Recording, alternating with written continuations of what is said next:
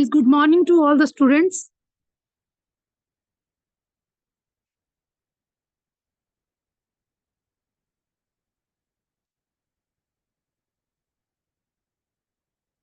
Is my voice is audible to you?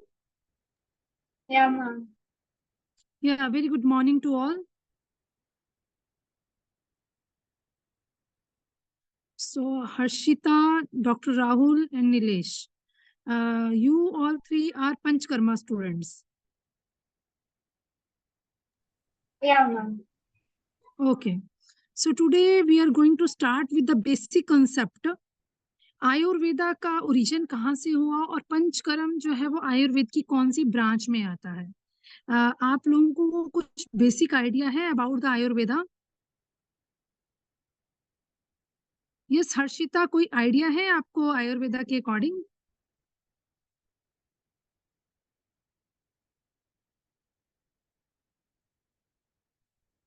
Yes Nilesh जी, आपको idea है आयुर्वेदा का?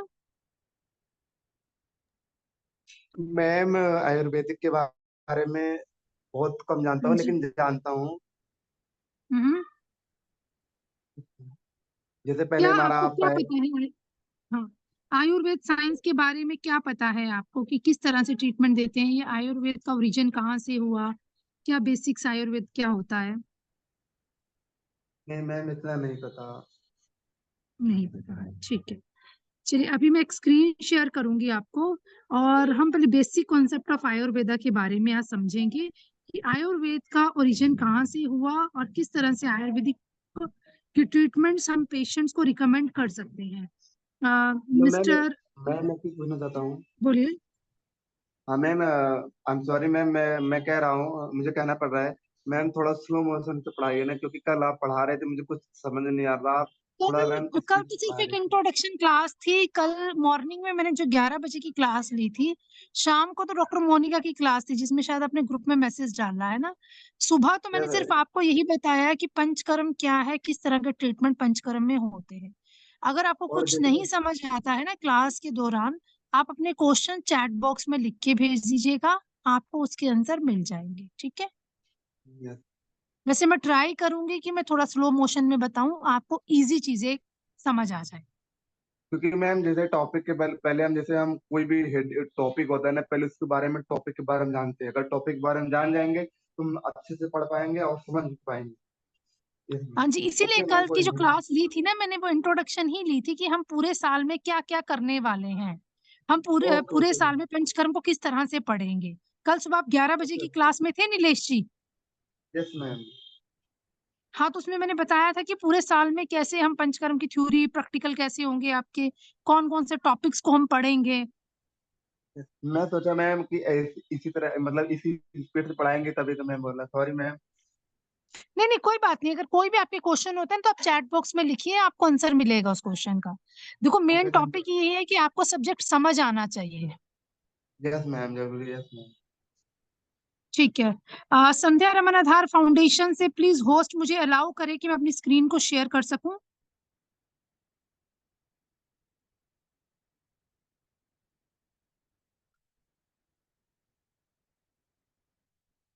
प्लीज मुझे अलाउ करिए, मैं स्क्रीन को शेयर कर सकूं।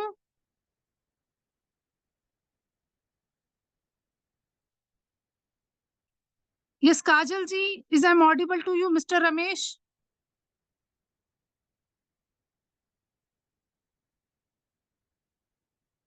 मिस्टर रमेश और Kajal ji, is I am audible to you? Please मुझे अलाउ करिए कि मैं अपनी स्क्रीन को शेयर कर सकूं। टिल दैट, देखिए आयुर्वेद की जो साइंस है ना, ये अथर्ववेद से आयुर्वेद का ओरिजिन हुआ था।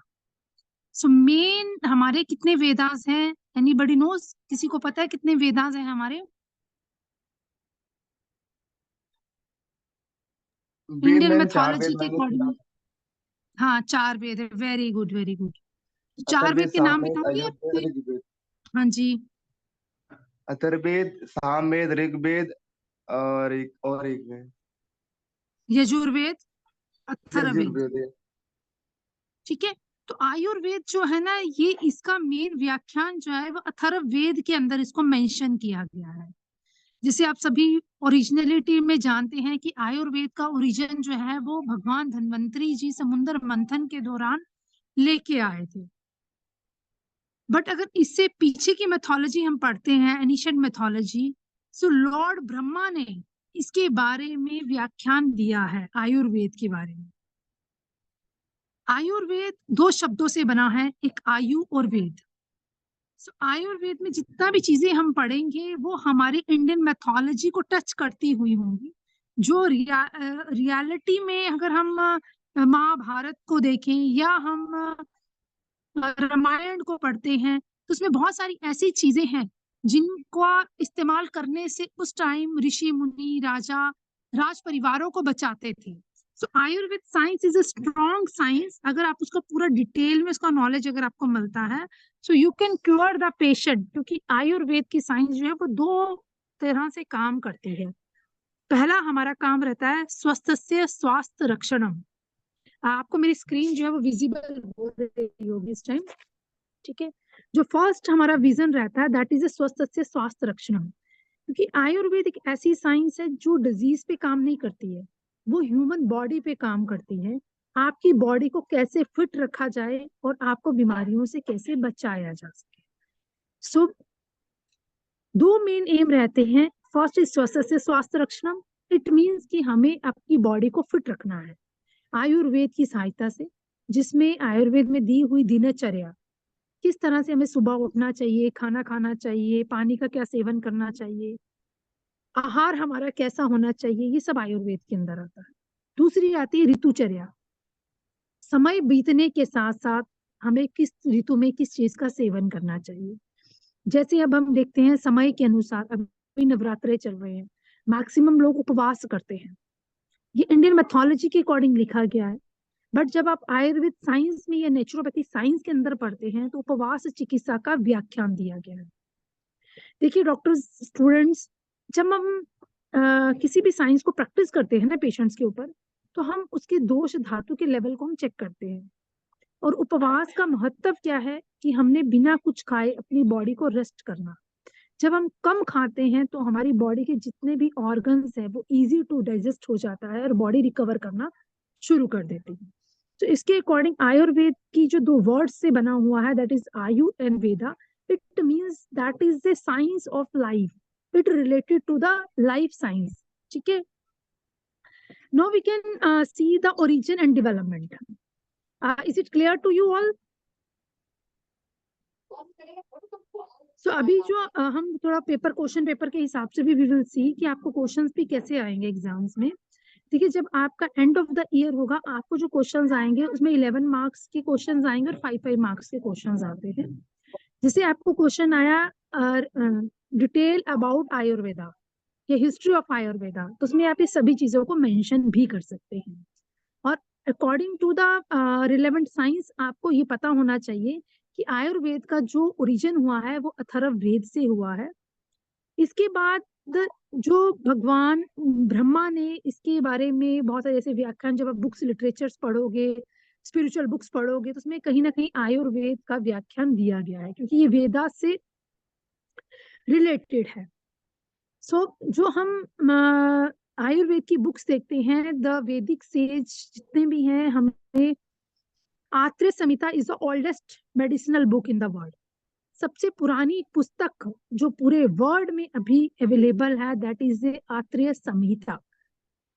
इसकी दो ही मेन रीऑर्गेनाइजेशन थी आयुर्वेदा की, जो पहले करती थी एग्जिस्टिंग, जो आज भी आप बुक्स देखते हैं, जैसे चरक संहिता है, सुश्रु संहिता है, अष्टांग हृदय है। ये 3 मेजर बुक्स हैं आयुर्वेदा की जिसमें आयुर्वेद के व्याख्यान के बारे में कंप्लीट दिया गया है।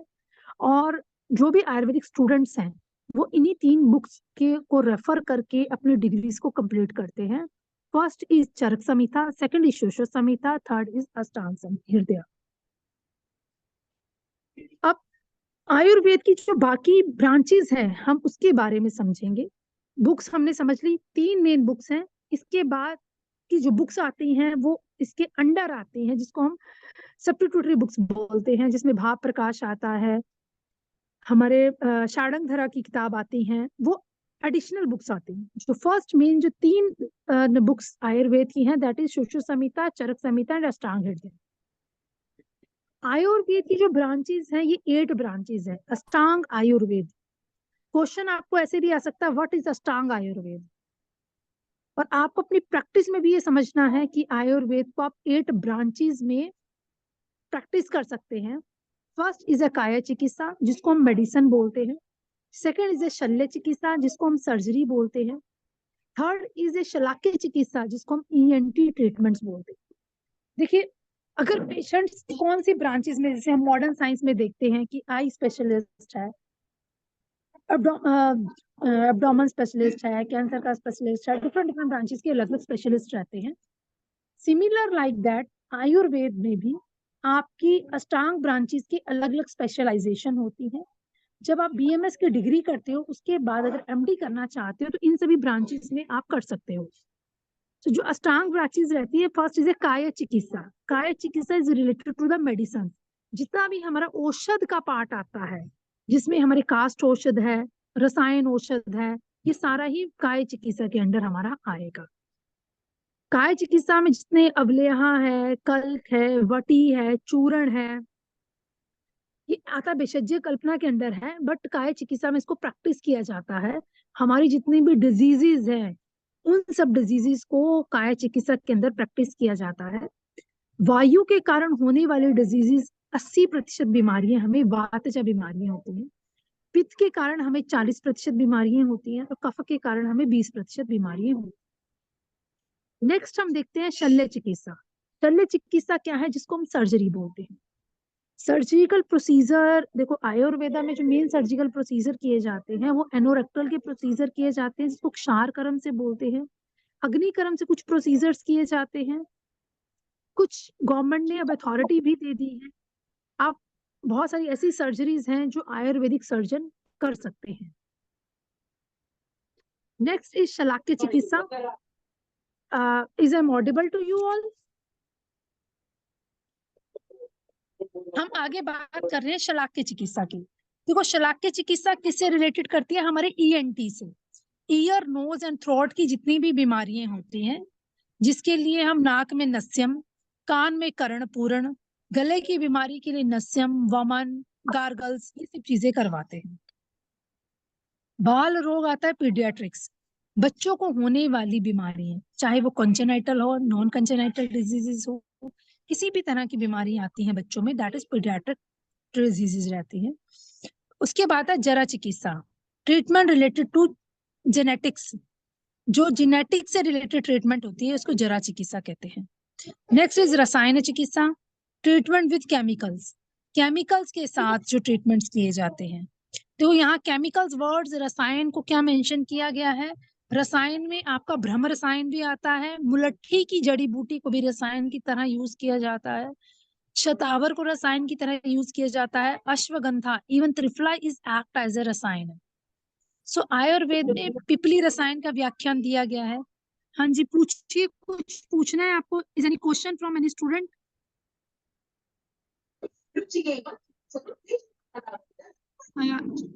आई थिंक किसी का माइक ऑन है, प्लीज अपना माइक ऑफ कर दीजिए। डॉक्टर,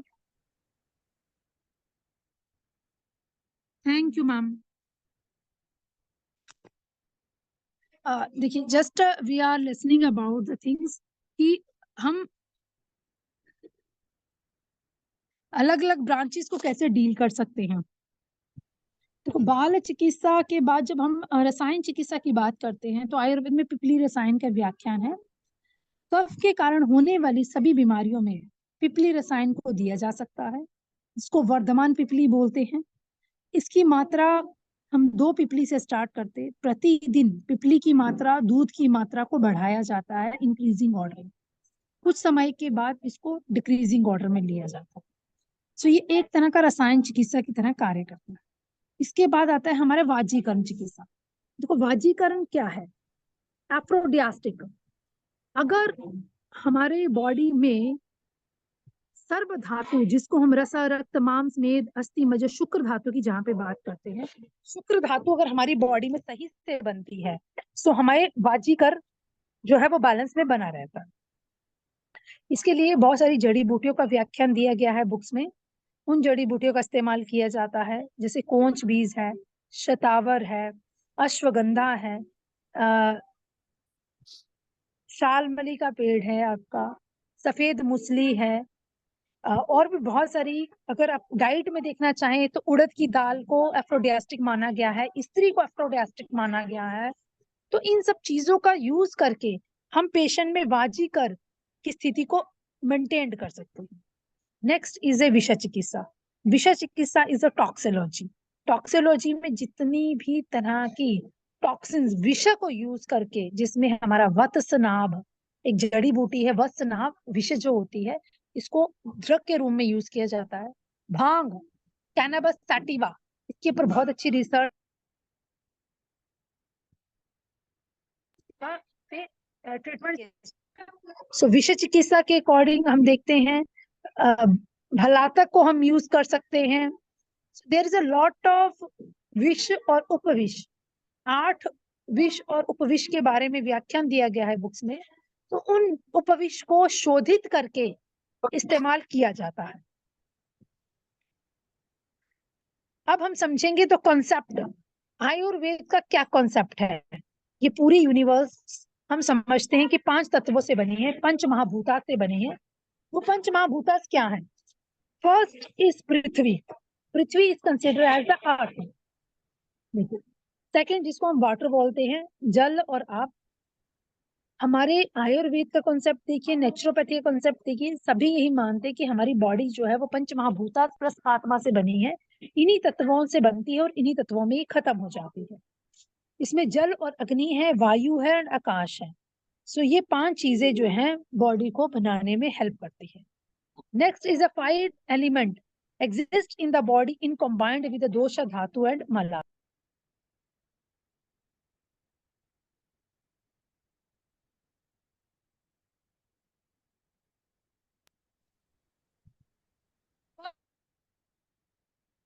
देखेंगे त्रिदोषा, जिसमें 3 दोषा होते हैं, वात पित्त एंड कफ। धातु जो है वो 7 रहती है, जिसमें रसा, रक्त, मांस, मेद, अस्थि, मज्जन, शुक्र रहता है। अब त्रिमलास की बात करते हैं। 3 वेस्ट प्रोडक्ट है, वो क्या है? पुरुष, मूत्र एंड स्वेदा। स्वेद, पुरुष एंड मूत्र, ये 3 चीजें रहती हैं। नेक्स्ट थ्योरी आती है हमारी पंच महाभूतास की। देखिए जो बॉडी बनी है हमारी 5 महाभूता से बनी हुई है और एक आत्मा रहती है। Panch Mahabhutas as such I explained you, पृथ्वी, जल, वायु, अग्नि, आकाश। ठीक है। और दोषास के बारे में बात करेंगे तो 3 दोषास रहेंगे, वात, पित्त, कफ। 7 धातुस रहेंगी, 3 मलास रहेंगे। आई थिंक ये सभी स्टूडेंट्स को जो बीएमएस कर चुके हैं उनको भी पता है, और जो फ्रेशर्स होंगे उनको ये बात को समझना है कि इसी कॉन्सेप्ट के ऊपर हमें पेशेंट का ट्रीटमेंट प्लान करना होता है। So universe is made up of 5 basic elements. First, the body has preferred balance of these elements. When उसका बैलेंस डिस्टर्ब होता है तो पेशेंट, हम लोग अनहेल्थी हो जाते हैं। जब हम इन 5 एलिमेंट्स का बैलेंस को बना के रखते हैं तो आपकी बॉडी में बीमारियां नहीं आती हैं, आप हेल्थी रहते हो। अब सभी एलिमेंट्स अपने किस किस तरह से काम करते हैं। सबसे पहले हम पृथ्वी को समझते हैं। पृथ्वी क्या है? पृथ्वी जो है एक हार्ड सब्सटेंस है हमारी बॉडी में, जो हमारी बॉडी को एक प्रॉपर शेप देता है। हम मोटे हैं, पतले हैं, किस तरह की हमारी आकृति है, ये डिपेंड करता है पृथ्वी के ऊपर। आप इज ए लिक्विड, हमारी बॉडी के अंदर जितना भी लिक्विड रहेगा, जल तत्व रहेगा, that is in the form of blood, that is in the form of rasa, that is in the form of lymph, that depends upon the apa. apa maintain moisture, ये हमारी बॉडी की moisture को maintain करता है, liquidity को maintain करता है और बॉडी को लुब्रिकेट करके रखता है। ठीक है। उसके बाद थर्ड एलिमेंट्स आता है हमारा तेज, जिसको हम बोलते हैं आग। ये प्रोड्यूस करता है हमारी बॉडी में, हीट को प्रोड्यूस करता है और एनर्जी को प्रोड्यूस करता है। हमारी बॉडी की जितनी भी अंदर हीट आनी है, एनर्जी आनी है, वो इसी से आनी है। फिर आता है वायु। Vayu, it is the vital force which control respirations. वायु एक वाइटल फोर्स है जो हमारी बॉडी का रेस्पिरेशन को कंट्रोल करके रखती है।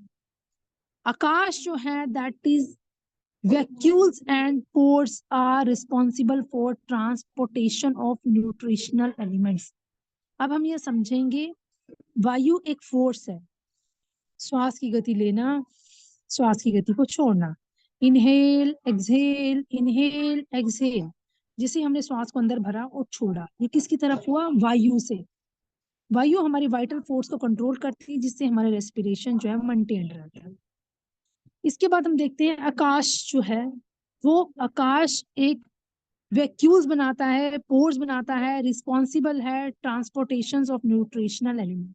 जितना भी न्यूट्रिशनल एलिमेंट है उसको ट्रांसपोर्ट करने के लिए आकाश जो है वो कार्य करता है। अब हम समझेंगे तीन दोषा की थ्योरी क्या है। Is it clear to everyone? यहां तक सभी स्टूडेंट्स का क्लियर हो गया?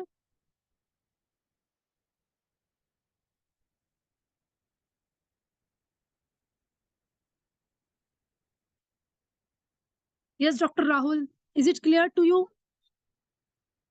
पंच दोषा, हाँ, दोष धातु मला की थ्योरी, इज इट क्लियर? तो प्लीज आप एक बार चैट बॉक्स पे क्लियर करके लिखिए, so I will move further, मैं आगे बढ़ूं। और किसी को कोई डाउट है तो वो मेंशन कर दे, उसको आंसर मिल जाएगा। Next come to the Tridosha theory. Tridosha theory में हम देखते हैं वात पित्त कफा, 5 elements combined to form the तीन दोषास। ठीक है, अब सबसे पहले क्या है? The word dosha means impurity और इम्बैलेंस। जो दोषास का वर्ड होता है वो इम्प्योरिटीज है, इम्बैलेंस है। Tridosha existing in the everything and influence physical and mental process of body. अब हेल्थ क्या है? Health is maintained when these doshas are in the harmony and each other। कोई भी imbalance इसमें डेवलप होता है तो वो लीड करता है डिजीजेस को। ठीक है, तो हमने क्या समझना है? 5 एलिमेंट जो कंबाइंड करते हैं हमारे तीन दोषास के साथ। 5 एलिमेंट हमारे ही जो है ये पृथ्वी, आकाश, वायु, जल एंड अग्नि। जब हमारे वात पित्त कफ दोषास के साथ बैलेंस करते हैं तो ये क्या करते हैं? हमारी बॉडी में एक एग्जिस्टेंस को मेंटेन करते हैं। और कभी क्या होता है कि इन्हीं चीजों में डिसबैलेंस हो जाता है। जब ये डिसबैलेंस होता है, इम्बैलेंस होने के कारण हमारी बॉडी में डिजीजेस डेवलप हो जाती हैं। अब now we have to see that कि कौन कौन से दोषास के कॉम्बिनेशन से हमारी बॉडी में डिजीज की डेवलपमेंट हो सकती है। So you can see in the picture में, यू कैन सी फर्स्ट जो हमारा रहता है सबसे पहले स्पेस और एयर। स्पेस और एयर हमारा आकाश महाभूत और वायु महाभूत मिलके वात दोष को प्रेडोमिनेट करता है। जहां पे हम हीट की बात करते हैं, आग और वाटर का एलिमेंट मिलके पित्त दोष को बनाता है। वाटर का एलिमेंट और अर्थ का एलिमेंट मिलके कफ दोष को बनाता है। अगर आपका कफ का विशेषण है आपकी बॉडी में तो आपको वाटर और अर्थ के एलिमेंट के बारे में भी सोचना पड़ेगा। और पित्त के विशेषण में आपको अग्नि और जल दोनों को ही बैलेंस करना पड़ेगा। अगर हम इन तीनों दोषास को बैलेंस करके रखते हैं तो बॉडी में डिजीजेस नहीं आती है, और जो पॉसिबल ही नहीं होता है, क्योंकि जब आपका आहार विहार जिस तरह का रहता है उसके अकॉर्डिंग ही हमारी बॉडी में डिजीजेस आना शुरू होती हैं। फर्स्ट एलिमेंट इज वात इज अर्थ एंड एयर। पित्त में फायर और वाटर रहता है, कफ में वाटर एंड अर्थ रहता है। अब रोल रखेंगे principle of motion, principle of transformation, principle of stability. Qualities देखेंगे dry, light, cold, rough, stable, mobile, clear. Refined form देखेंगे prana is a vital essence, teja is inner radiance, ojas is primal vitality. So इसकी जो qualities रहती हैं वात दोष की, तत्र, रूक्ष, लघु, शीत, खरा, सूक्ष्म, चला, अनिला। ये संस्कृत टर्मिनोलॉजी में आपको बता रही हूँ। अगर आप पिक्चर में देखते हैं तो सबसे पहले जो वात का एलिमेंट होता है ये ड्राई रहता है। वात में जो मोशन होता है ना ये बहुत फास्ट होता है, और स्किन वात के लोगों की ड्राई रहती है, बहुत लाइट रहती है, कोल्ड रहती है, रफनेस बहुत ज्यादा रहती है। इसमें मोबाइल में चलत्वा गुण बहुत ज्यादा होता है, मोबिलिटी रहती है वात में। और जहाँ पे हम पित्त की बात करते हैं, पित्त का एलिमेंट जो है फायर और वाटर है, इसलिए हमेशा फायर के कारण गर्मी ज्यादा रहेगी, हॉट रहेगा। तो शार्प भी रहेगा। फायर हल्की होती है, इसके लिए इसका गुण जो है वो लाइट रहेगा। मोबाइल रहेगा, वाटर की इन्वॉल्वमेंट है इसलिए लिक्विड रहेगा, ऑयली रहेगा और सब्टल रहेगा। कफा की जब बात करते हैं तो वाटर और अर्थ का एलिमेंट रहता है, तो इसीलिए वाटर और अर्थ के एलिमेंट होने से ये हैवी रहता है, कोल्ड रहता है, डेंस है, क्लाउडी है और प्रिमिनल वाइटलिटी है। सो वात पित्त कफ के दोषास को समझते हुए, इनके गुणास को समझते हुए ही next we have to plan for the treatments to the patient. So I think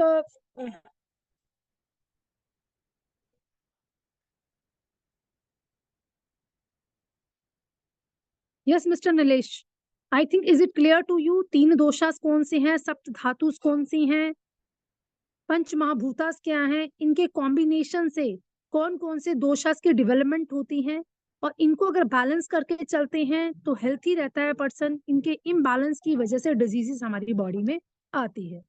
this is the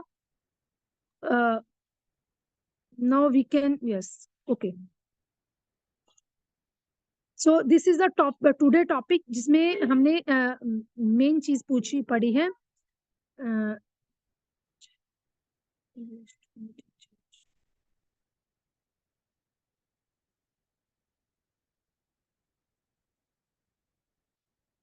Nilesh जी, क्या समझ में नहीं आया आपको? यस मिस्टर नीलेश, क्या समझ में नहीं आया आपको? अभी ये जो क्लास मैंने आपको पढ़ाई है, जो बताया है, इसकी पीपीटी अभी मैं शेयर कर दूंगी ग्रुप में। आप एक दो बार ना या पैसा। हाँ जी,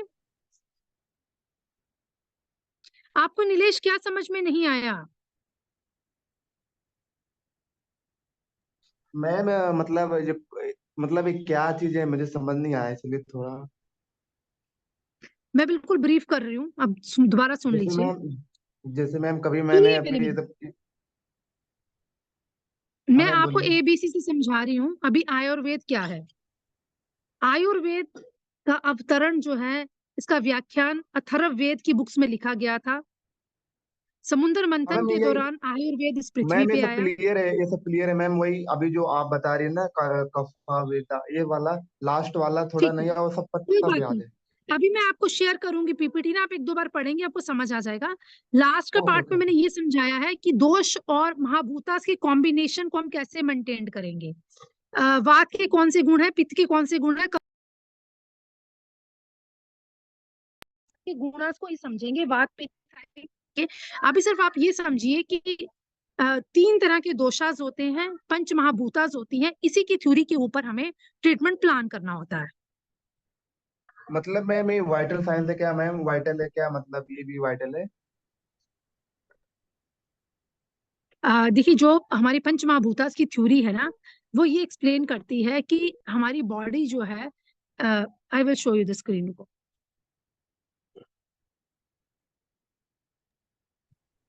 देखिए, ये 5 एलिमेंट्स आपने देखे ना, पृथ्वी का क्या काम है, आपका क्या काम है, तेज का क्या काम है, वायु का क्या काम है, आकाश का क्या काम है। यस आकाश जो मैम है पता दैट है is sir. Responsible for nutritional element. अब जब हम तीन दोषास की बात करते हैं ना, वात पित्त कफा, तो ये दो दो एलिमेंट्स मिलके दोषास के साथ डेवलप होते हैं। नेक्स्ट स्लाइड आपको अगर नहीं समझ आई है तो next slide we will discuss in the next class. Last की जो स्लाइड है ना, एलिमेंट्स आपको समझ नहीं आया। वात में आइदर वात में जो मेन एलिमेंट होता है ना, वात में आप देखिए स्पेस होता है और एयर होता है। आकाश महाभूत और वायु महाभूत का प्रिडोमिनेंट होता है। और वात का मेन एक्शन जो मूवमेंट्स में एक्शन होता है। पित्त का मेन एक्शन जो होता है ट्रांसफॉर्मेशन के लिए काम करता है। और कफ हमारी बॉडी में स्थिरता लाए रखता है। स्थिरता, बात को हम समझ सकते हैं कि कई बार हम देखते हैं ना कि कुछ लोग बहुत जल्दी क्विक डिसीजन लेते हैं, बहुत जल्दी जल्दी बोलते हैं, चीजों को बिना सोचे समझे एकदम से करने लग पड़ते हैं। बट पित्त जो कफ के लोग होते हैं ना, उनकी बॉडी में स्टेबिलिटी आती है। कफ का मेन काम होता है वो स्टेबिलिटी को लेके आता है। और पित्त जो होता है वो ट्रांसफॉर्मेशन, वात को कफ की तरह ट्रांसफॉर्म, एक बंधन का कार्य करता है। जैसे एक कुरियर कंपनी काम करती है ना, यहाँ से कुरियर को उठा के दूसरे शहर में पहुंचाना, उसी तरह पित्त का कार्य है, वो एक ट्रांसफॉर्मेशन की तरह काम करता है।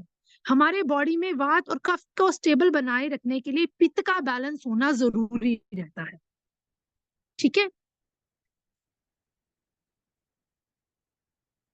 सो आज की क्लास हम यहीं पे लीव करते हैं।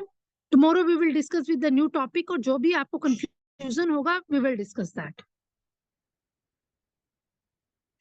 Okay, thank you to all.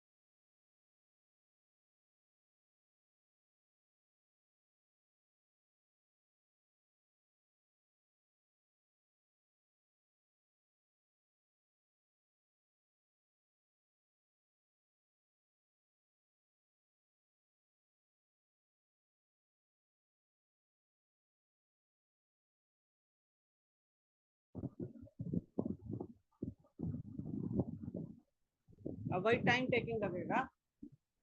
अब जब डेट आए, जब भी आए, तो वो वकील का काम है, अपना देखते रहेगा। हैं?